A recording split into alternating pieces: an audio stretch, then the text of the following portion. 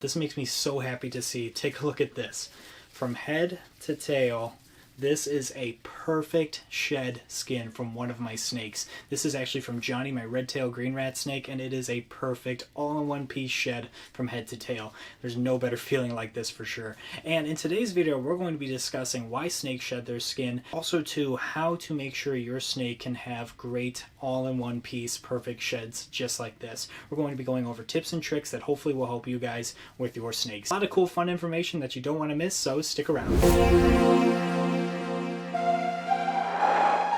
My name is Nick Pulaski. Growing up, I have always had a passion for wildlife, and with that passion, along with my passion of filmmaking, I get taken on some amazing adventures creating wildlife content, getting up close with a variety of incredible animals. So come follow along as I pursue my goals of educating, inspiring, exploring, and conserving wildlife, all while having fun, seeing the beauty in our natural world. What's going on, everyone? Thank you so much for joining me here today. Check this out right here. So this is actually my lesser clown, yellow belly or gravel male ball python right here. We're going to take him out. Look at how beautiful he is. And he just came fresh out of shed. But I wanted to show you guys this right here. Oh, kind of broke off right here a little bit, but perfect shed nonetheless. This right here is a perfect snake shed. You can see right over here in the front, that is actually his eye caps and his head.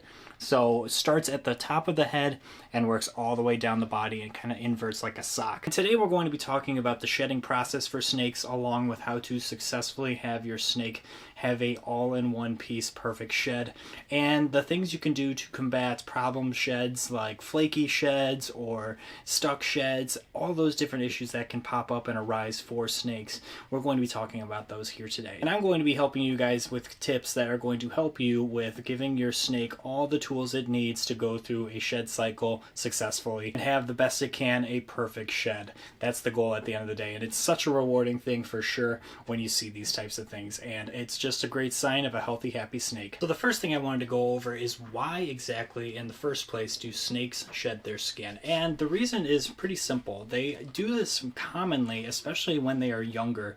They are constantly going through shed cycles, and the shed cycles basically ultimately mean that your snake is growing, and they are constantly growing and gaining body size and weight. Transitions are just based on their growth rate at the end of the day. So a younger snake is going to shed more than an adult snake. So typically a younger snake is going to shed once or twice a month. I would say it can happen pretty rapidly for sure, as the snake is constantly growing at an early stage. And then as an adult, a snake will basically shed once a month is normally an on average. Now once a snake enters its shed cycle, it basically will go through the process of a shed cycle, which normally will take 7 to 14 days. So when the start of the shed cycle is when they are starting to dull out and become basically opaque or blue, I would say is normally the term, and going through the actual shed cycle, which is from start to finish shedding out entirely. That is normally about a process that takes about 7 to 14 days. And then after they shed out, a whole new shed cycle begins. And that just starts with them being fresh out of shed, looking amazing, and then as they grow and transition, you're going to see them start to dull out more and go into that shed cycle again and get deeper and deeper into a shed. And that's basically what happens, is that circle of that shed cycle will continue to go throughout the snake's life, and that is a sign of a healthy and properly kept snake, is when they are doing that thing consistently. I'm going to be talking about a stage called the blue stage. Now the blue stage is basically when you're going to see your snake basically become very dormant and inactive. You're going to see them just kind of bunker down, totally be in a relaxed mode and not really want to be bothered. And the reason is because you're going to see them, like I said, dull out, become kind of this silver opaque color, maybe even a sky blue in some instances, and you're going to see like this cloudiness over their eyes that can sometimes be blue as well too. All depends really on the coloration of your snake, but typically all snakes will have this kind of similar look to them. And when you see this, the snake does not want to be bothered. They really have poor eyesight at this stage as well too. They're really just wanting to be let be, go through this process, and then finally shed out. So that is really when you just don't want to really bother your snake. Normally during a shed cycle, typically a snake will not eat in general anyway, so you don't really need to be offering them food during this time. Some snakes will actually take food, but it's not something that I would totally kind of put on them, because like I said, this is when they feel most vulnerable, and you just kind of want to let your snake be and do its thing. So I would say let them kind of shed out, do their thing. Then after they shed out, they're going to come out and show off and be like, look at me, I'm looking great right now. So that's when they're going to be wanting to get food again and get back on a feeding and growing cycle right after they shed out. Now take a look at this right here. This is a smaller shed, obviously not from this snake right here, but this is actually from my snake Tigger, my milk snake. And you can see all perfectly in one piece from head to tail. Look at that right there. But regardless, that is the head right there. So you can see the eye caps right over there. And then it's all scrunched up and inverted like a sock. So basically once it comes off in one piece, it's going to basically invert itself and come off of the snake. So that's something really, really cool that you can see, and it's perfect from head to tail. Sometimes the snakes will actually defecate in the bottom of here or just urinate, and you'll see urates at the bottom of here as well too. So that's something quite common as well. You can kind of see by the vent area, that's where it kind of breaks off as well, right over there too. Super, super cool. But yeah, this is a perfect shed right here from my milk snake. This is the ideal goal for what people would say is a perfect shed. Now the big thing here is we don't shame people for not having perfect sheds, right? It's obviously something that needs to be addressed, but if your snake, say, normally is having a perfect shed and for some reason, for one instance or a couple instances, is not having a perfect shed, yes, maybe it's something to keep an eye out for and monitor for the next shed cycle. But again, it's never going to be perfect. Sometimes it happens where these snakes just don't have a full shed. Sometimes the shed can break a little bit. Sometimes there can be slight flaking here and there, but it's when you see these instances in extreme cases, or if they are just left to their own devices and they have stuck shed on them, and that keeps adding on from cycle to cycle. You never want to leave stuck shed on a snake from one cycle to another, for one. But if you're seeing these instances where these things are happening constantly, this is going to be a problem for you, and you don't want that to continue. You have to monitor those situations, and we're going to be talking about what the instances that you need to be looking out for and how to combat them right now. Again, if you see in rare instances your snake going through a bad shed of some sort in a minor level, it's normally something not to worry about. It did its best. Some things just don't work out, and just monitor and make sure that the next time it is a perfect shed to some degree. That's always the case that you want to do, is just making sure that you're monitoring these things. That's how you monitor and make sure that you are successfully caring for the animal and its needs. When you're constantly seeing stuck shed, or if you're seeing flaking shed, there is typically something wrong. The first thing you're going to want to monitor is the health of the animal, along with the husbandry of the enclosure and the well maintenance of that as well too. You want to make sure that the husbandry is all set to par and that everything is going well there, meaning that the temperatures are right, the right proper setup is all included, along with the humidity levels. That is crucial as well too. If there aren't the proper humidity levels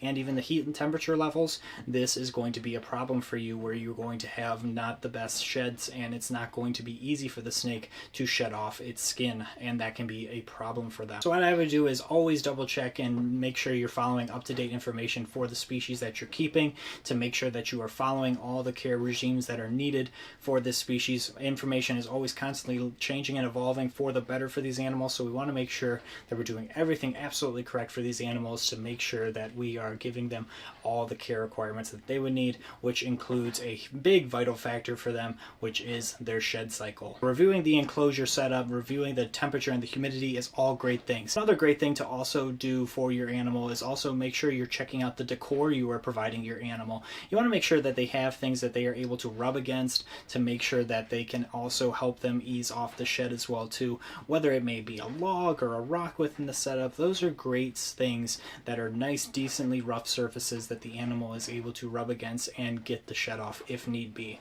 Really perfect for sure. This is Johnny, my green rat snake right here, and as you can see in his arboreal setup, he has cork along the walls, he has cocoa cypress bedding on the ground, along with he has branches to rub against as well too, and he has a field day and has this perfect shed almost every time as well too. I love this snake and I love seeing him shed out. It's always such a cool thing. Where are you going? You're kind of becoming an little armband right here. I mean, if that's where you want to be, dude, I mean, totally cool with me, but you just kind of look kind of funny.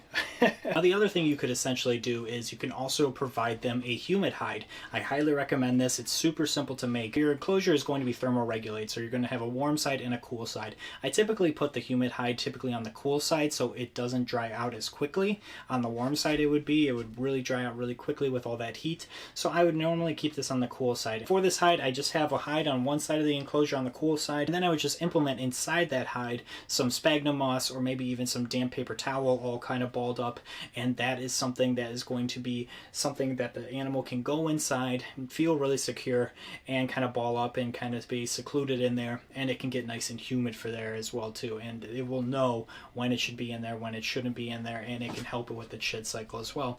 Upping that humidity in areas that maybe are more difficult, it's a great thing to kind of help with the well maintenance of the animal as well too. So I highly recommend looking into a humid hide. Definitely something that takes the cake for sure. Say if you notice that your snake is still struggling with stuck shed, so it is something that you are kind of addressing right on the spot. So your snake didn't have a perfect shed, it has stuck shed on them, whether it be on its face, on its body, anywhere on the snake itself. You don't want to just peel that off of the snake necessarily. That's not really good, because that skin could still be attached to the scales, and that could actually harm the snake, and you could actually be peeling off the scales itself. So it's not normally the best practice to be peeling off that dry, dead skin. You want to make sure that you're doing it properly, and the best way to do that is getting a separate container that can have a lid on top of it that can be secure for your animal, so the animal does not pop off that lid and escape. You want to make sure that you have this nice container perfectly sized for the animal that you can fill with water that's not too cold and not too hot. You don't want to be boiling your animal or making it get burns, and you don't want to be cold for that water as well too. You want it that nice Goldilocks, perfect in between warm water. So a little bit of room temperature I would say is perfect. You don't want it to be deep as well too. You want to make sure that the snake can kind of just do its thing in there and just kind of relax and not go into a panic swim mode.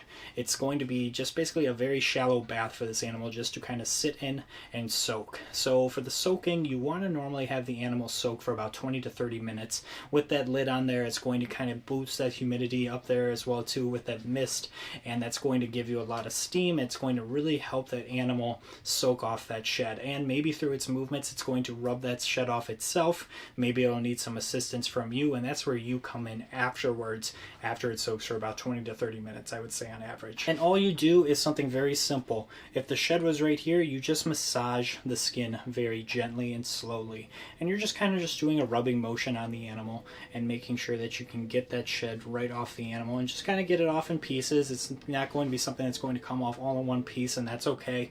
You're just going to do it in little bits and strides, and that's going to help the animal tremendously. It's going to take quite the load off of the animal for sure. It's going to be very, very happy that you're helping it, because you don't want to keep stuck shed on an animal and just hope for the best. Because if you do that and that animal keeps that shed on, one, that's not good for it, especially if it's on its head and it's causing problems with its breathing and respiratory system. That cannot be good. Along with, if it goes through another shed cycle, that stuck shed can also cause problems for the next shed cycle as well too, and it can build up over time. It's kind of like putting more and more socks on your feet. It's going to be really uncomfortable, and it's also going to cut off circulation as well too. Not something you want to work with. Definitely something that's dangerous and you don't want to deal with. So get ahead of the problem before it becomes a major problem for sure. And again, this isn't all stuff to scare you by any means of the imagination. This is stuff that happens. I mean, in the Midwest where I live, it is constantly a seasonal change, and I have to adapt to these changes as well too. It gets drier in the winter, so I have to substitute with more humidity and making sure that these animals have the proper needs that they are met in the winter as they do in the summer months when it's a little bit more humid in here naturally. So I have to make sure that these animals are well maintained throughout the seasonal changes, and that's something that you may have to keep in mind as well too if you are someone that deals with a winter and a seasonal kind of change as well too. These months can cause problems and for the habitat for your animal, so always being aware of these things and getting ahead of the problem is definitely something that I highly recommend you do. Isn't that right? You look so good with your nice new fresh shed. It's kind of like a haircut for these guys, you know, your hair grows nice and long, and then if you're like me, you kind of let it keep growing a little bit, but I mean, you get that nice fresh haircut and you're looking good. So that's kind of what these guys are looking right now.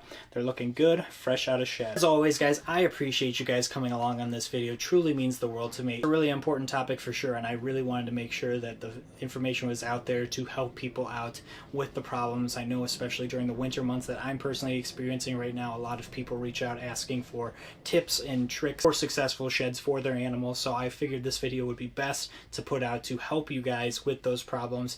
And if you guys have any other suggestions below, leave those down in the comments so we can all help each other out. I would greatly appreciate that, and someone else I'm sure would as well too. Otherwise, guys, appreciate you guys coming along in this video. It really means the world to me. If you guys could do me a few favors, if you could like the video, subscribe to the channel, I would greatly appreciate it, as well as hit that notification bell so you know when I upload. Definitely check us out on our social media as well too. We're having a lot of fun over there, so definitely stay tuned and check out all the fun stuff we're doing there. Along with definitely share this video with a friend as well too. It's all very important information that I would love other people to see as well too that could be struggling with these problems. And overall, we're just trying to have a fun time and grow the community here, so definitely share the video around as well too. Otherwise, guys, I appreciate you guys coming along in this video today. I hope it helped you today, and until next time, I will see you guys soon. Take care.